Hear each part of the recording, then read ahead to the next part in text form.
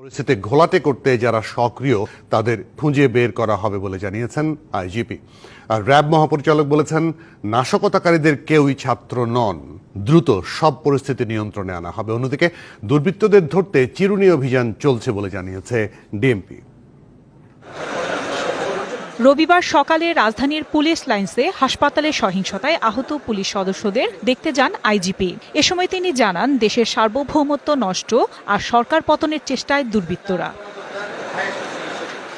এ পর্যন্ত যত হতাহত হয়েছে তা খতিয়ে দেখা হবে ও দায়ীদের বিচারের আওতায় আনা হবে বলেন আইজিপি। বিএনপি জামাত চক্র এই দেশ বিরোধী জঘন্য তাণ্ডবলীলা চালিয়েছে যা দিবালুকের মতো স্পষ্ট। যারা এ ধরনের ধ্বংসযজ্ঞ চালিয়েছে তাদেরকে আইনের আওতায় এনে নিয়ে আসতে আমরা কাজ করছি এবং তাদের বিরুদ্ধে কঠোর আইনানুগ ব্যবস্থা গ্রহণ করা হবে।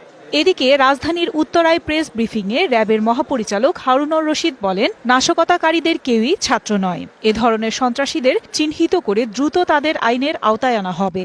যে নাশকতাকারী, সন্ত্রাসী, হামলাকারী যারা দুষ্কৃতকারী, এরা কিন্তু ছাত্র না। হামলাকারী এবং এই নাশকতাকারী যারা, তাদেরকে অবশ্যই বিচারের আওতায় আনা হবে। এই রাষ্ট্রের নিরাপত্তার জন্য, এই দেশের মানুষের নিরাপত্তার জন্য যা কিছু করা লাগে, যে কোনো ব্যবস্থা নিতে হয়, যে কঠোর ব্যবস্থা নিতে হয়, সেই ব্যবস্থা নিতে আমরা বদ্ধপরিকর।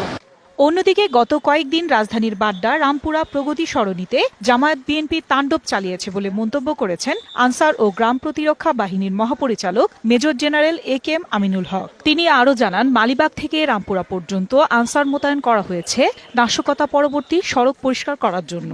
ধ্বংসযজ্ঞের সাথে আমরা মনে করি কোনোভাবেই আমাদের এই ছাত্ররা জড়িত না, এর সাথে সন্ত্রাসীরা জড়িত। তাদের মোকাবেলার জন্য আমরা তৎপর এবং এই রাস্তা সকাল থেকে আপনারা দেখেছেন অনেক উন্নত হয়েছে এবং আশা করি আজকের মধ্যে এই রাস্তা চলাচলের জন্য উপযোগী হয়ে যাবে। এদিকে গেল কয়েকদিনের নাশকতার জন্য দায়ীদের ধরতে চিরুনি অভিযান চালাচ্ছে ঢাকা মেট্রোপলিটন পুলিশ। আফসানা নীলা, ডিবিসি নিউজ ডেস্ক। দুর্বৃত্তদের নজিরবিহীন হামলায় বিধ্বস্ত মেট্রো রেলের মিরপুর 10 নম্বর এবং কাজীপাড়া স্টেশন। সেখানকার পরিস্থিতি বিষয়ে জানাচ্ছেন সহকর্মী আরিফুল ইসলাম। আপনি জানেন যে গত শুক্রবার দুর্বৃত্তদের হামলায় তছনছ করে ফেলেছে এই কাজীপাড়া মেট্রো স্টেশনটি। আমি যদি একটু দেখাতে চাই, সেখানে পুরো যে মেট্রো রেলের যে কন্ট্রোল রুম রয়েছিল সেটা কিন্তু একেবারেই গুড়িয়ে ফেলা হয়েছে, ভেঙে। এখানে কাজ ছিল, সেই কাজটি ভেঙে ফেলা হয়েছে। পাশাপাশি কন্ট্রোল রুমের যে কম্পিউটার সহ নানা যন্ত্রাংশ যে ছিল সেগুলো কিন্তু একবারে দুমড়ে মুচড়ে ভেঙে ফেলেছে দুর্বৃত্তরা। যদি একটু দেখাতে চাই এই কন্ট্রোল রুমের ভেতরের অবস্থানটা একটু ভালো করে দেখাতে চাই, যে এখানকার যে সার্ভার, সেই সার্ভারটুকু আসলে তারা রক্ষা করেনি, বা সেটাও কিন্তু তাদের হাত থেকে রক্ষা পায়নি। ধ্বংসাত্মক কাকে বলে সেটা কিন্তু এই জায়গাটাতে না আসলে বোঝার কোনো উপায় নেই। পুরো সমস্ত যে সিস্টেম তারা কিন্তু হামলা চালিয়েছে, বিশেষ করে সার্ভার অ্যাটাক করা, যেটাকে বলে আক্রমণ করা।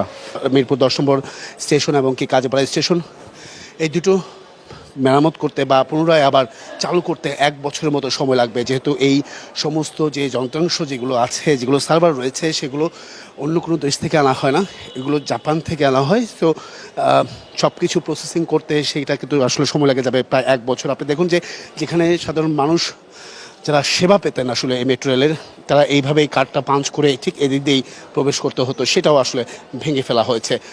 টিকিট সংগ্রহ করার যে জায়গাটি সেটাও কিন্তু নষ্ট করেছে, মনিটর নষ্ট করেছে। তার মানে বোঝা যাচ্ছে যে এটা একেবারেই বিকল হয়ে পড়েছে। সব কিছুই ধ্বংসাত্মক যে কর্মকাণ্ড সেটা কিন্তু চালিয়েছে, এটাই কিন্তু প্রকাশ। তো সব কিছু মিলেই বলা যায় যে রেল কর্তৃপক্ষ বা মেট্রো রেল কর্তৃপক্ষ তারা চেষ্টা করছেন যে যত দ্রুত সম্ভব যাত্রী সেবার ক্ষেত্রে, সেবা দেওয়ার ক্ষেত্রে কমতি রাখবে না।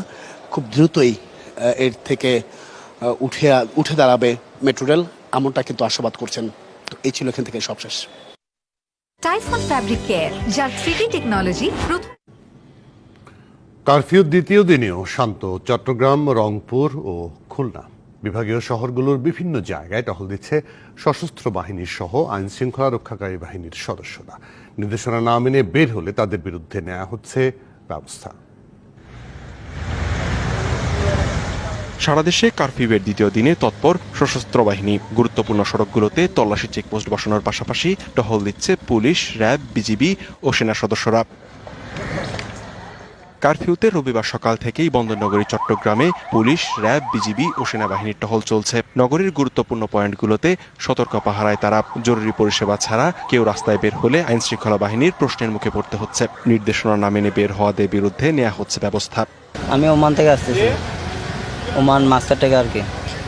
এদিকে হয়রানির শিকার হয় না, এমনি চেকপোস্ট জিজ্ঞেস করতে চাই আর কিছু না। আমার কাঁচামাল আসতেছে পাবনা থেকে পায়রা, সেজন্য আমি একটু বাধ্য হয়ে আসতে হচ্ছে। নগরী যেসব গুরুত্বপূর্ণ জায়গা আছে সেই সব জায়গাগুলোতে ইনএড টু সিভিল পাওয়ারে বেসামরিক প্রশাসনকে সহায়তা করার জন্য মোতায়েন হয়েছি, যাতে আইন শৃঙ্খলা পরিস্থিতির স্বাভাবিক থাকে এবং নৈরাজ্যকারীদেরকে আমরা দমন করতে পারি। রংপুরেও বিভিন্ন এলাকায় সার্বক্ষণিক টহল দিতে দেখা যায় সশস্ত্র বাহিনী সদস্যদের। শহরের প্রবেশদ্বার ও গুরুত্বপূর্ণ মোড়গুলোতে তল্লাশি চৌকি বসিয়েছে পুলিশ।